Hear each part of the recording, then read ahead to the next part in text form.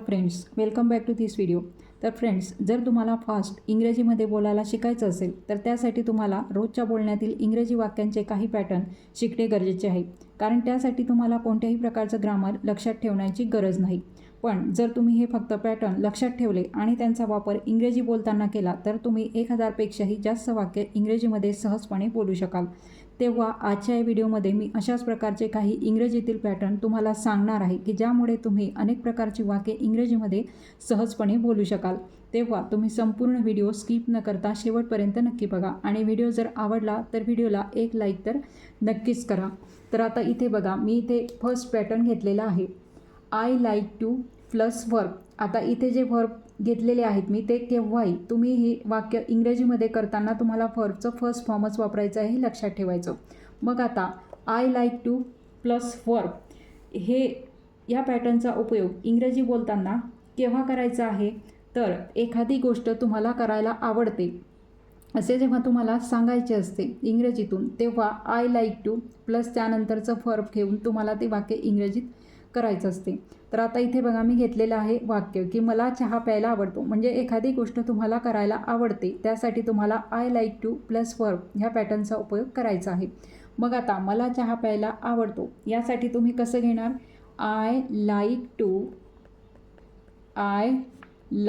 To त्यानंतर verb drink, I like to drink काय आवडतो तर चहा, I like to drink tea. म्हणजे मला व्यायाम करायला आवडतो म्हणजेच हे सुद्धा कसं येणार आहे, आय लाईक टू. आता व्यायाम करणे यासाठी इंग्रजीमध्ये काय वापरले जाते, एक्झरसाइज. म्हणून इथे घेणार आहोत आय लाईक टू एक्झरसाइज किंवा I like to do exercise असं सुद्धा तुम्ही घेऊ शकता. मग आता मी इथे घेणार आहे I like to do exercise असं तुम्हाला घ्यायचं आहे. म्हणजेच काय, मला व्यायाम करायला आवडतो. त्यानंतर मला स्वयंपाक करायला आवडतो म्हणजेच आय लाईक टू. आता स्वयंपाक करणे यासाठी आपण काय घेत असतो, आय लाईक टू कुक असं तुम्हाला म्हणायचं आहे. आय लाईक टू कुक, मला स्वयंपाक करायला आवडतो म्हणजेच I like to plus verb या पॅटर्नच्या मदतीने मग अशा प्रकारची हे जे मी 3 सेंटेन्सेस घेतलेली आहेत, वाक्य घेतलेली आहेत, अशा प्रकारची अनेक सेंटेन्सेस मग तुम्ही इंग्रजीमध्ये बनवू शकता. तुम्हाला समजण्यासाठी मी इथे 3 सेंटेन्सेस घेतलेली आहेत. आता नेक्स्ट पॅटर्न आहे I want to plus verb. आता ह्या पॅटर्नचा उपयोग केव्हा केला जातो की जेव्हा तुम्हाला एखादी गोष्ट करायची असते किंवा ती गोष्ट करण्याची तुमची इच्छा आहे किंवा मला हे हवे आहे, अशा प्रकारे जेव्हा तुम्हाला इंग्रजीतून सांगायचे असते तेव्हा I want to plus verb याचा उपयोग हा केला जातो. त्यासाठी मी इथे सुद्धा खाली काही सेंटेन्सेस घेतलेले आहेत, जसं की मला तुझ्याशी बोलायचे आहे. म्हणजे त्याचा अर्थ काय की माझी इच्छा आहे तुझ्याशी बोलण्याची असा त्याचा अर्थ होतो. मग यावेळेस तुम्ही कोणतं पॅटर्न वापरणार, I want to plus verb. मग आता हे वाक्य कसं घेणार, मला तुझ्याशी बोलायचं आहे म्हणजेच इथे काय घेणार, आय वॉन्ट टू त्यानंतर तुम्हाला वर्ब घ्यायचं आहे बोलणे म्हणजेच talk, I want to talk to you. तुझ्याशी म्हणून आपण इथे घेतला आहे to you, I want to talk to you. त्यानंतर काय आहे, मला घरी जायचे आहे. घरी जायचे आहे म्हणजेच काय, घरी जाण्याची इच्छा आहे असा सुद्धा त्याचा अर्थ होतो. म्हणून इथे हे सेंटेन्स कसं येणार आहे, आय वॉन्ट टू गो. किंवा मला जायचे आहे असं जरी तुम्हाला म्हणायचं असलं तरी आय वॉन्ट टू गो, मला जायचे आहे. पण इथे आपण काय घेणार आहोत, मला घरी जायचे आहे म्हणून आपण इथे घेणार आहोत I want to go home. अशा प्रकारे मग हे सेंटेन्स इथे येणार आहे. त्याचप्रमाणे आता नेक्स्ट बघा, मला इंग्रजी बोलायचे आहे म्हणजेच तशी तुमची इच्छा आहे. मग अशा वेळेस आय वॉन्ट टूचा उपयोग, ह्या पॅटर्नचा उपयोग तुम्हाला करायचा आहे. म्हणजे हे सेंटेन्स येणार आहे आय वॉन्ट टू बोलणे म्हणजेच स्पीक, हे वर्ब येणार SPEAK, I want to speak English. अशा प्रकारचं हे सेंटेन्स येणार आहे. मला इंग्रजी बोलायचे आहे, I want to speak English. म्हणजेच सेकंड जे पॅटर्न आपण पाहिलं ते I want to plus V आणि त्याचा उपयोग कसा केव्हा करतात ते सुद्धा मी तुम्हाला सांगितलेलं आहे. त्याचप्रमाणे आता नेक्स्ट पॅटर्न बघा, I need to plus verb. मग आता ह्या पॅटर्नचा उपयोग केव्हा करतात की एखादी गोष्ट करणं आवश्यक आहे किंवा तसं मला करावी लागेल किंवा ते करणं माझी गरज आहे असं जेव्हा तुम्हाला सांगायचं असतं तेव्हा I need to plus verb या पॅटर्नचा उपयोग तुम्हाला करायचा असतो. मग त्यासाठी एक्झाम्पल बघा, सेंटेन्स बघा, मला आराम करायची गरज आहे असं जेव्हा तुम्हाला सांगायचं असतं इंग्रजीतून, तेव्हा कसं बोलणार मग? आय नीड टू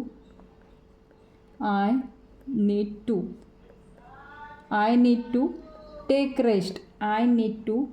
रेस्ट असं तुम्हाला इथे म्हणायचं आहे. मला आराम करायची गरज आहे, I need to take rest, किंवा मला डॉक्टरांकडे जाण्याची गरज आहे. मग आता हे सेंटेन्ससुद्धा तुम्ही कसं म्हणाल? I need to. हे जे पॅटर्न आहे ते तुम्ही लक्षातच ठेवून घ्यायचे की I need to plus verb हे केव्हा वापरायचं. मग अशा प्रकारचे वाक्य असले म्हणजेच हे पॅटर्न तुम्हाला इंग्रजी बोलताना वापरायचे असतात. मग आता इथे काय आहे की मला डॉक्टरकडे जाण्याची गरज आहे किंवा डॉक्टरांकडे जायचे आहे, म्हणजे ती गरज आहे, म्हणून तुम्ही हे कसं बोलणार? I need to go. Verb घेतलं go, I need to go to the doctor. अशा प्रकारे हे सेंटेन्स मग तुमचं येणार आहे. हे झालं थर्ड पॅटर्न. त्यानंतर नेक्स्ट पॅटर्न आहे I am going to plus verb. एक गोष्ट इथे लक्षात ठेवायची, जे पॅटर्न वापरल्यानंतर हे घेतल्यानंतर जे वर्ब आपण वापरणार आहोत ते नेहमी त्याच्या फर्स्ट फॉर्ममध्येच येणार आहे, हे फक्त लक्षात ठेवायचं. तर नेक्स्ट पॅटर्न आहे I am going to plus verb. आता हे केव्हा वापरायचं? की जेव्हा तुम्ही काहीतरी करणार आहे किंवा तुमचा काहीतरी करण्याचा विचार आहे, केव्हा?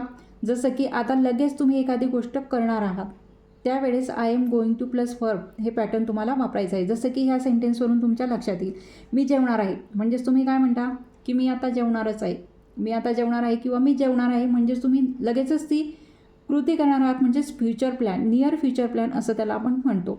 तर त्यासाठी कोणतं पॅटर्न वापरायचं आहे? I am going to plus वर्बचं. मग हे सेंटेन्स कसं येणार आहे? I am going to eat. जेवणार आहे म्हणजेच काय? I am going to eat म्हणजेच जेवणार आहे, म्हणून आपण आय एम गोईंग टू त्यानंतर वर्ब घेतलं इट. त्यानंतर मी बाजारात जाणार आहे, म्हणजे आता जस्ट जाणारच आहात, त्यासाठी I am going to plus वर्बचा उपयोग करतात. म्हणजेच हे सेंटेन्स कसं येणार आहे? I am going to the market. त्यानंतर नेक्स्ट आहे मी झोपणार आहे, म्हणजेच आता लगेच झोपणारच आहे असं जेव्हा आपल्याला सांगायचं असतं तेव्हा वापरायचं I am going to sleep. बघा अशा प्रकारचं मग हे इंग्रजीतील पॅटर्न आहे की जे तुम्ही लक्षात ठेवलं तर त्याच्या मदतीने तुम्ही अनेक प्रकारची वाक्य मग इंग्रजीमध्ये बोलू शकाल. आता नेक्स्ट बघा, it's time to plus verb. आता इट्स टाईम टू हे केव्हा वापरायचं? की जेव्हा आता एखादी गोष्ट करण्याची वेळ आलेली आहे किंवा वेळ झालेली आहे असं जेव्हा आपल्याला सांगायचं असतं. जसं हे बघा, चहा पिण्याची वेळ झाली आहे, जेवणाची वेळ झालेली आहे असं जेव्हा आपल्याला सांगायचं असतं, मग मी काय सांगितलं की एखादी गोष्ट करण्याची वेळ झालेली आहे, तेव्हा अशा प्रकारचं हे पॅटर्न तुम्हाला वापरायचं असतं. It's time to plus verb. त्यासाठी सेंटेन्स बघा, चहा पिण्याची वेळ झालेली आहे. बघा असं आपण म्हणत असतो की आता चहा पिण्याची वेळ झालेली आहे. मग हे सेंटेन्स इंग्रजीत बोलताना ह्या पॅटर्नचा उपयोग करायचा, हे लक्षात ठेवायचं फक्त. इट्स टाईम टू वर्ब काय येणार आहे? चहा पिण्याची वेळ झाली म्हणजे पिणे हे तिथे वर्ब आहे, म्हणजेच याचा अर्थ तिथे ड्रिंक हे वर्ब आपण वापरणार आहोत. It's time to drink tea म्हणजेच काय? चहा पिण्याची वेळ झालेली आहे. त्याचप्रमाणे निघण्याची वेळ झालेली आहे. आपण बऱ्याच वेळेला म्हणतो की चला आता निघायची वेळ झालेली आहे, म्हणजेच त्यावेळेस कोणतं पॅटर्न वापरणार? इट्स टाईम टू निघणे हे वर्ब आहे, म्हणजेच ते लिव म्हणजेच काय? निघणे. It's time to live.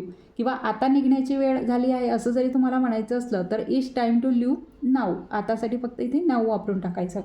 त्यानंतर आता काय? जेवणाची वेळ झालेली आहे. आता आपण असं म्हणतो की चला आता जेवणाची वेळ झाली आहे, आता टी व्ही बंद करायचा किंवा आता हे थांबवा, काम थांबवा, आता जेवणाची वेळ झालेली आहे. मग त्यासाठी इट्स टाईम टू